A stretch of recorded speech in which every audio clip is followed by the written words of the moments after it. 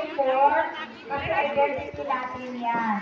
So yun wala, pwede pa man hanggang July, although hindi siya mandatory, pero kailangan natin magsuot ng uniform kasi dyan tayo makilala na estudyante kayo ha.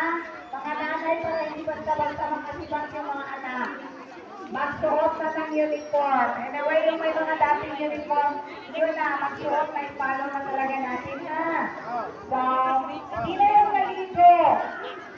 O, nag-class. Nabon. Tingnan mo lang ako po, naligo. Nabon. O, yung mga babae na naayos pa ng ano, ng Iya, jangan buhok. pagkakan. O, nakaisip.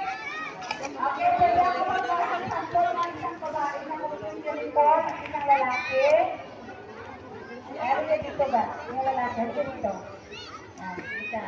Ito babae, yung uniform, dito dyan. No? Higher grade yung dito yun. O, sige. O, dali kayo.